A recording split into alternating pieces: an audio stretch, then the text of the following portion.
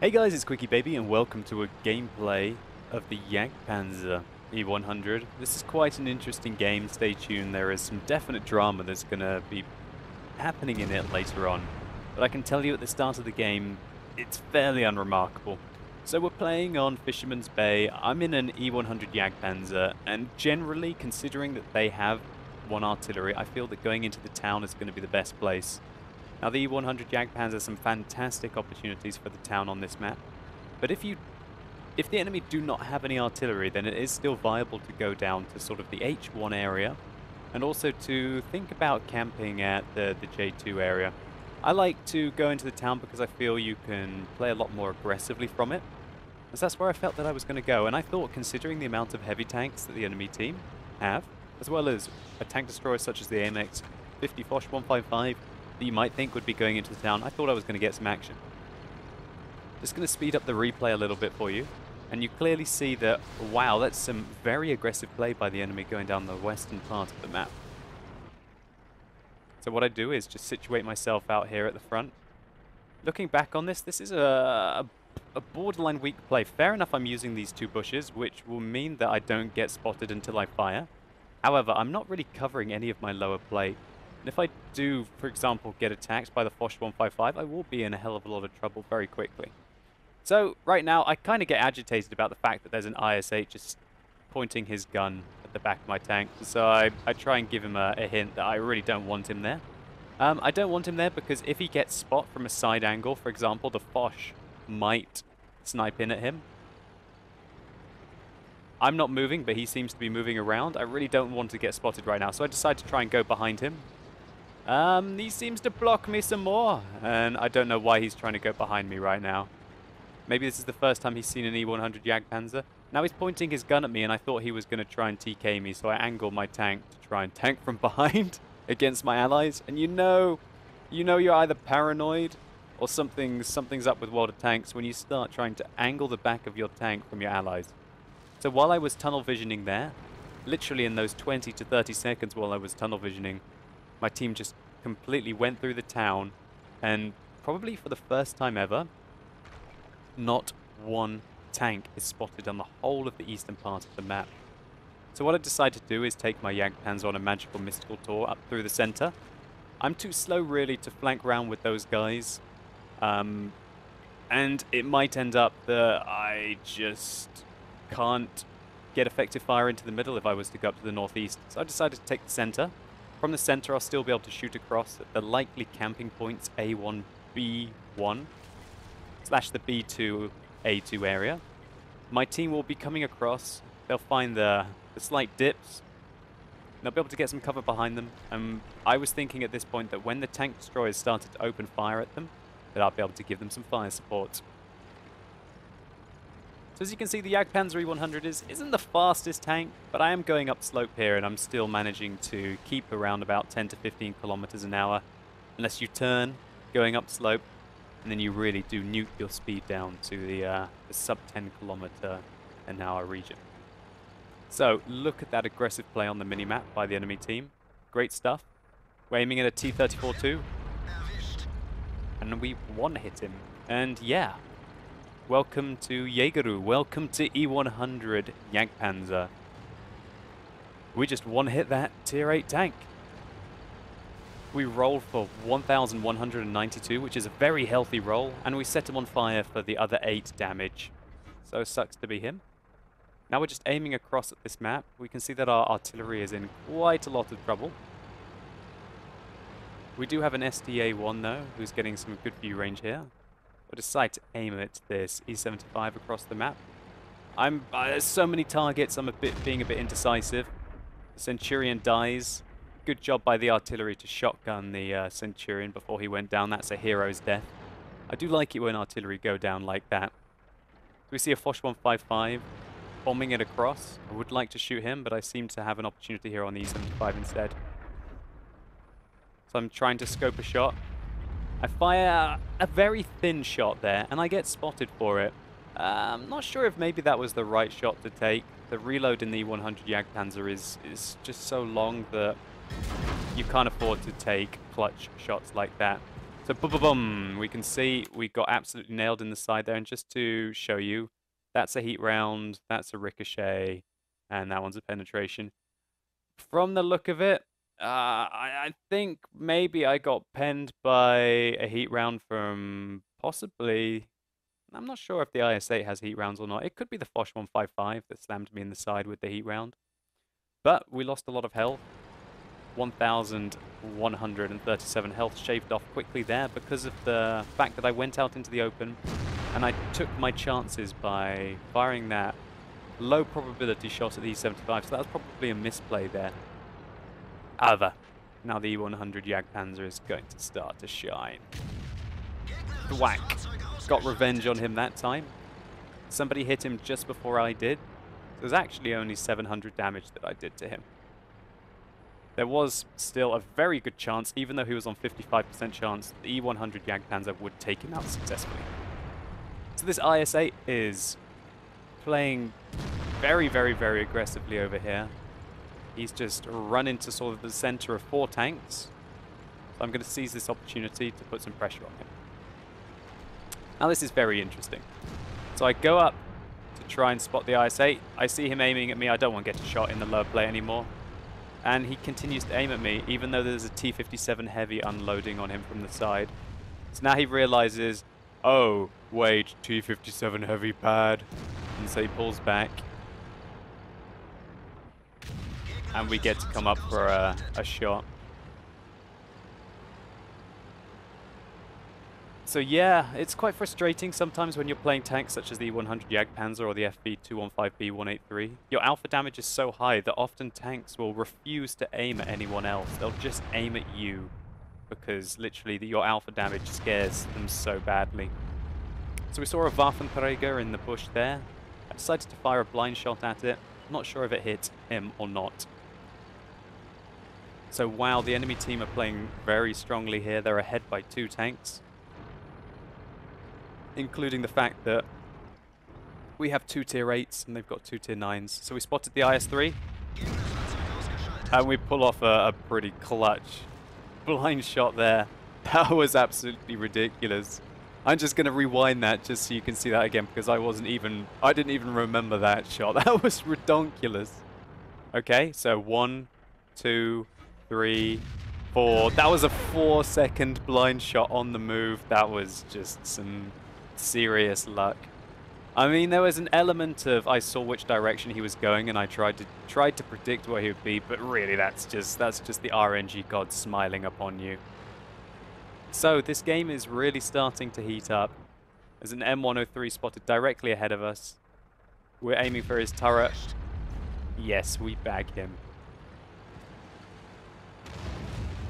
And that's where the extra high penetration of the 100 comes into play. The fact that really you're able to blast through targets that, you know, they're pretty good.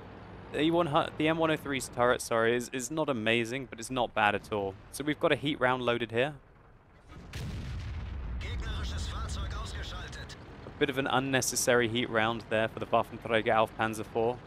But I really thought that I would be shooting at the Foch 155 frontally.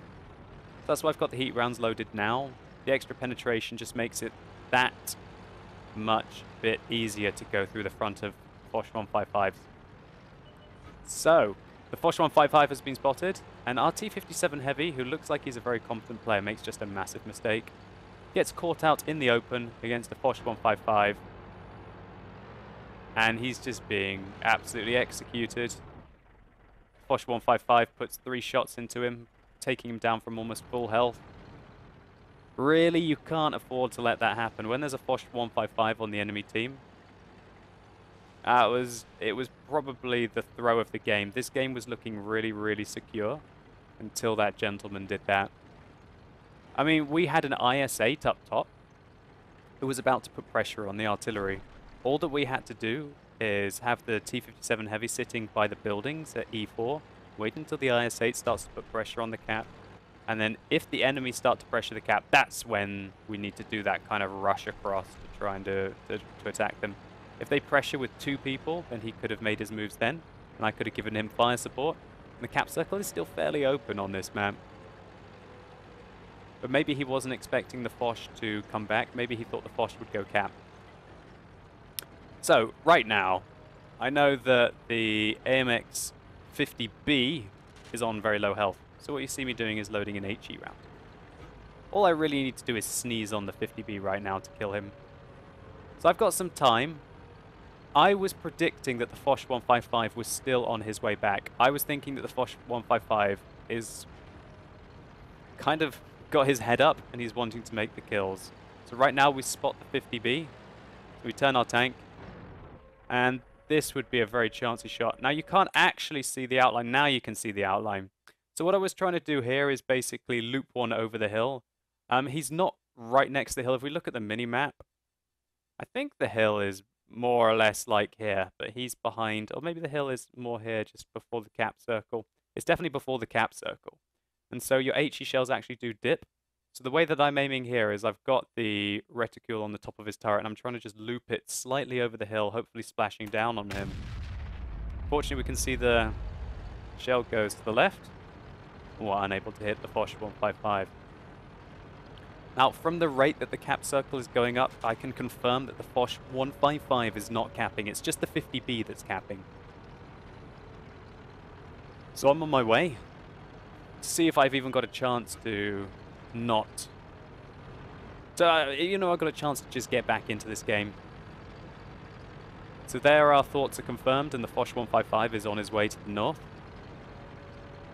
So what you saw me doing there was driving along this way to try and remain hidden behind the trees.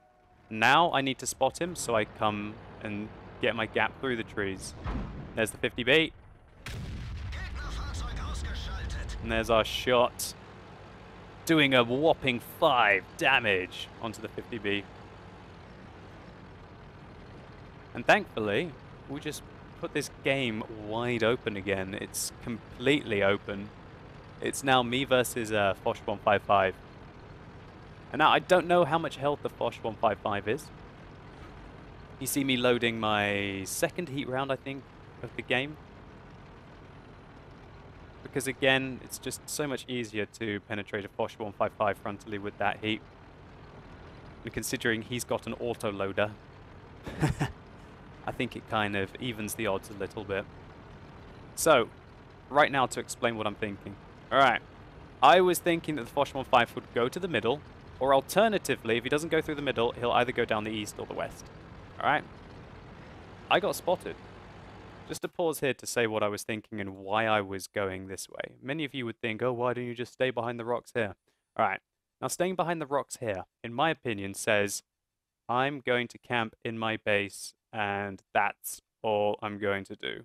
Also, what it means is that if he goes down the east, he flanks you. If he goes down the west, he flanks you. If he spots you from the center, you're in a bit of trouble. The only thing that you could argue, before the view range just gets totally messed up, is that you could sit in the bushes and hope that you spot him before he spots you. But what I decided to do is I'd far rather be in this position over here where I can fire directly into the cap circle. There's no way he's going to be able to cap with me being over here. And I might actually be able to get the jump on him. Wait, what I was planning is to go and sit here, maybe wait for him to try and push down the west. And then I was hoping that he would either go stupidly through the middle or go around the east and then go into the cap circle, and then I could basically pop out and side scrape around that corner and put some pressure on him there. But I got spotted. So as soon as I got spotted, I thought, okay, where's he likely to be? And my gut instinct would be that he would be up here. So what you see me do now is turn my tank, angle my armor, and I want to try and get into a dip. I want to try and get to here so I can hide my lower plate.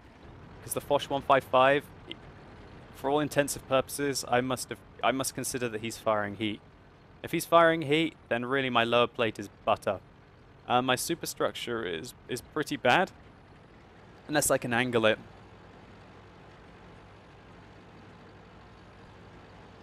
So I'm deciding, right, I'll try and get to this dip over here or try and make my way back to the rocks, because I thought he might be to the west, but actually he's in the center.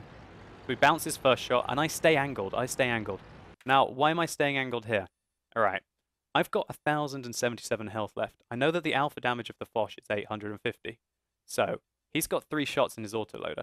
So what my plan was to bounce his second shot, by angling my armor here. And it's very hard still for the Foch to pen. He has to hit your lower plate flush. I was going backwards and forwards to make it more tricky for him.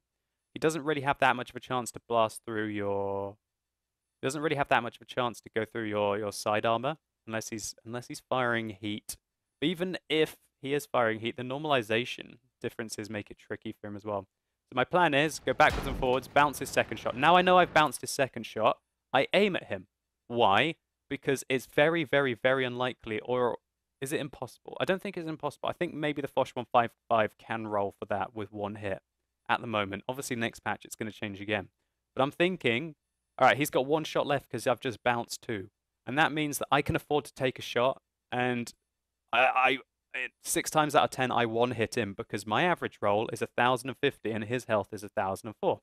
So I aim at him, I zoom in, I wait till it's fully aimed, and unfortunately the shot dips. One thing I did notice there is I think I flinched a little bit as I fired the shot.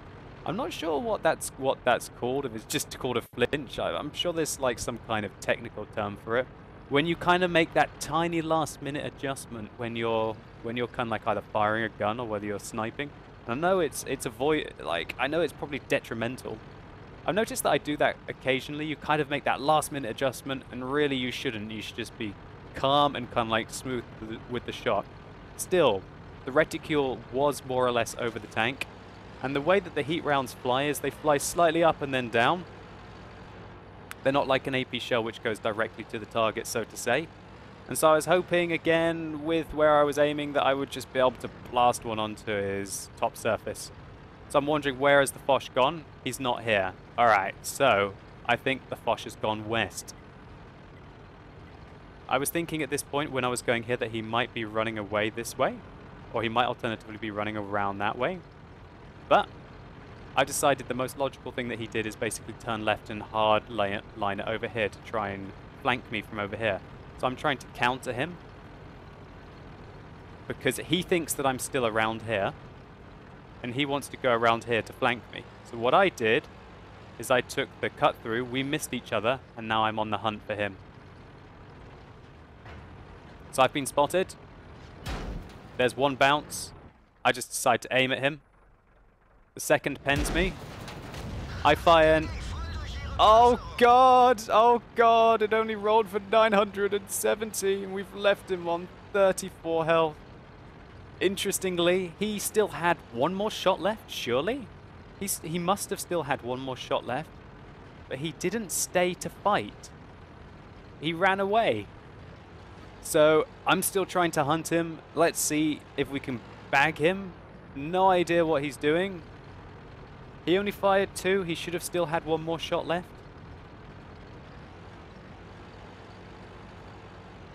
And that's it. That's it. I rolled for whatever, 970 at the end. The average roll of this gun is 1,050. And we left him, oh, it was just absolutely painful. And it was bad enough that I missed the first heat shell. Although I will take some responsibility because I did slightly dip my shot at the end, although it was still correctly over the Foch as a target. But to have that second opportunity for the kill, and it penetrates, but it rolls below your average, it was just really painful. Anyway, let's take a quick look at the post-game stats. So here's that brutal draw at the end of the Jaegeru game. We managed to pick up a lot of credits. I'm not sure if this was for an event, but it doesn't seem like it was, and 113,000 credits is a very nice amount to make, with 75,000 credits profit even after we resupplied our ammunition and our repair. 1,471 experience for a draw, pulling off 5,500 damage, and getting that Defender medal as well. Now the potential damage we received in the 100 Jagdpanzer was nearly 7,000. You can see that we took 11 hits, of which 3 penetrated. And I'm fairly sure that 2 of those were from Foch 155, and 1 of them was from a tank that I'm not sure about. I must say that the enemy Foch 155 driver played really well. I'm not sure what he was thinking when he pulled back there, when in theory he should have really still had 1 more shot left. Still, this was a pretty exciting game for me, having those kind of tense 1v1 endings. I feel like I made a few mistakes, but hopefully I highlighted them for you, and maybe you can learn from my errors. Really shows you what the 100 Jagdpanzer is capable of. We were able to get 7 kills from 8 direct hits, and that low roll at the end denied me the win and the Radley Walters medal. QQQ. Still, it wasn't like a disgusting low roll. I know that this tank can roll for like Mega Troll and like roll for about 800, but still, considering the situation, it was pretty brutal. Anyway guys, I hope you enjoyed this replay. If you did, please consider rating it down below. I'd really appreciate it. And let me know what you think about the result and how it happened at the end, and especially what do you think about the 100 Jagdpanzer. If you're maybe a Jagdpanzer 100 driver, are you really excited about 8.11? The fact that basically all the other tank destroyers apart from the 183 are being nerfed? Does it make you feel a lot better that, for example, the Object 268 is going to have less than 400 millimeters of penetration with heat, which might mean that your armor counts for something? Let me know what you think. Anyway guys, thank you so much for watching. You've been epic, and hopefully I'll see you soon.